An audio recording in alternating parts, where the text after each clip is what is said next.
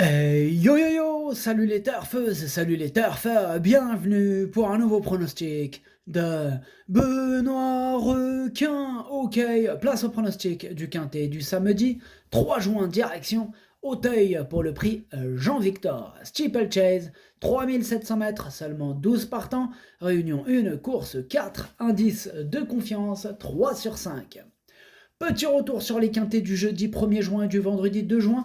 Jeudi, c'est le 8, l'un de mes regrets qui trouble la fête. Et vendredi, par contre, je vous ai donné le tiercé dans l'ordre et le quartet dans le désordre. Pour les VIP, jeudi, on a un ticket quintet désordre qui est passé. Et vendredi, pour les VIP, on a du ticket tiercé dans l'ordre qui est passé. Ok, c'est parti, on commence le pronostic et on commence avec le numéro 1, Philippe. Et on écoute l'entraîneur Sylvain Déez. Philippe va évoluer sur un parcours qu'il apprécie et va trouver un terrain à sa convenance. Malgré la pénalisation encourue pour son récent succès, il a beaucoup de choses pour lui. Je reste donc assez confiant pour le voir de nouveau compétitif, d'autant que le lot s'est pas mal creusé.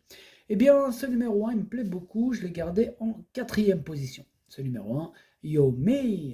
On passe au numéro 2, Hardy les gars, et on écoute Erwan Graal. Hardy Lega vient d'effectuer un bon retour sur les obstacles sur le parcours qui nous intéresse. Il possède des moyens et devrait pouvoir bien faire à cette valeur. Cependant, il est vrai qu'on doit porter du poids, mais c'est ainsi. Eh bien, ce numéro 2, c'est lui mon gros regret, c'est mon cheval de complément en cas de non-partant. Attention, possible cassage en vue. Ce numéro 2, Kokai. On enchaîne avec le numéro 3, Échiquier. On écoute François Nicole. Échiquier est pris haut en valeur et effectue une petite rentrée, tout comme son retour en steeple. Pardon. Je n'ai pas trop le choix des engagements avec lui, donc je le présente ici. Eh bien, ce numéro 3, lui, me plaît bien, en revanche, je l'ai gardé en cinquième position. Ce numéro 3, Do-I. On passe au numéro 4, Champagne Mystery. On écoute Noël Georges. Champagne Mystery a très bien couru dernièrement dans un groupe 3 à Compiègne et sa valeur a été revue un peu à la hausse. Il est resté bien et je ne vois pas pourquoi il ne pourrait pas répondre présent dans cette épreuve, d'autant qu'il a déjà bien couru sur le stiple de la butte morte Marthe. Il va être monté patiemment et si la course roule en tête, il va venir bien finir. Eh bien, ce numéro 4, c'est tout simplement mon préféré et je l'ai installé en tête. Ce numéro 4, Okineri. On enchaîne avec le numéro 5, Batam du Bocage, et on écoute Jérôme Delaunay. Batam du Bocage a des excuses à faire valoir dernièrement. Malade lors du prix du président, je pense qu'elle n'avait pas assez de travail en dernier lieu, car elle avait été vraiment ralentie. Il faut oublier ces 2 dernières sorties et doit être rachetée. Elle a très bien travaillé, semble en très bonne forme. Bien que raccourcie, je pense qu'elle mérite un rachat. Elle a sa place à l'arrivée. Eh bien moi, il me plaît beaucoup ce numéro 5, c'est un coup de cœur, je l'ai gardé très haut en troisième position. Ce numéro 5, Daisani. On passe au numéro 6, Haute Idée. On écoute Donatien Sourdeau de Beauregard. Haute Idée possède de bonnes performances, ce qui la place assez haut sur l'échelle des valeurs. Elle n'a donc pas beaucoup de marge de manœuvre, mais en dernier lieu, elle s'est très bien défendue et ce parcours lui a déjà bien réussi. Avec un bon déroulement de course, elle devrait pouvoir très bien courir. Eh bien, ce numéro 6, il me plaît bien aussi et je l'ai gardé, je l'ai mis exactement à la sixième position. Ce numéro 6, Dokei. On enchaîne avec le numéro 7, Toscana du Berlay. Et on n'aura pas les commentaires de l'entraîneur. C'est Arnaud Chaillet. Chaillet est parti pêcher. Il est parti avec son ami Pascal Journiac. Tous les deux, tranquillou, amusez-vous bien.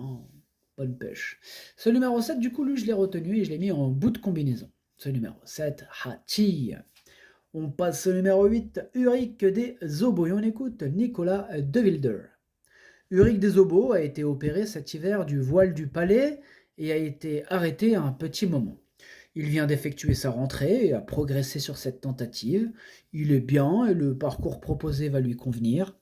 Il n'a pas son jockey habituel, mais Thomas Borin le connaît bien et est venu le travailler à 2 reprises.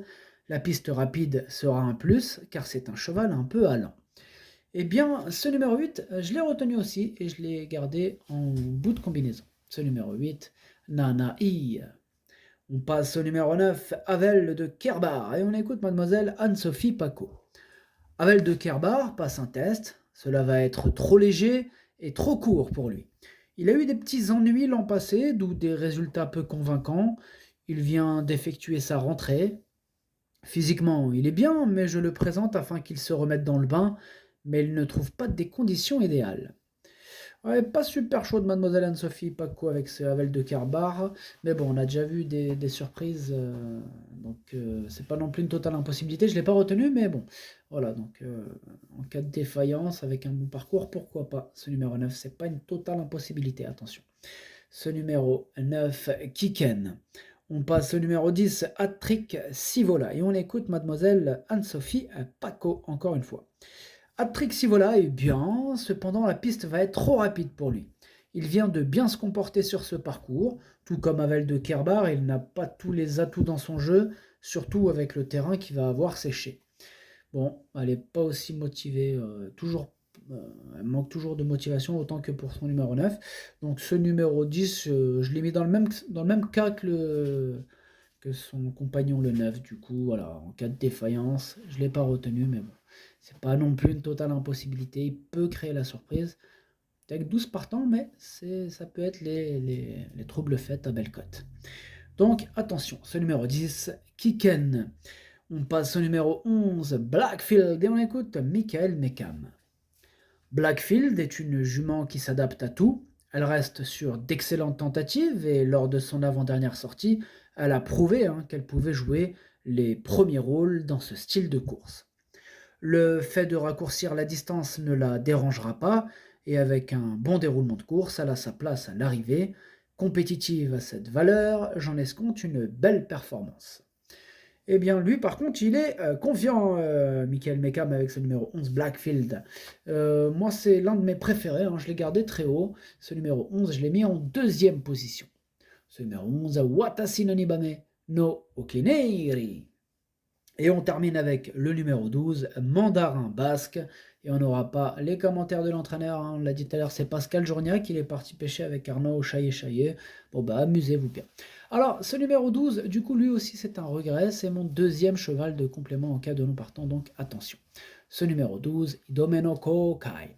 Le pronostic, ça donne 4, 11, 5, As, 3, 6, 8, 7. Merci d'avoir suivi cette vidéo. N'hésitez pas à mettre un pouce bleu si la vidéo vous a plu. Pour accéder à tous mes tickets pour la course du Quintet, rendez-vous directement en description de la vidéo. À jouer avec modération. Bonne chance. Chopez-le moi. Ciao.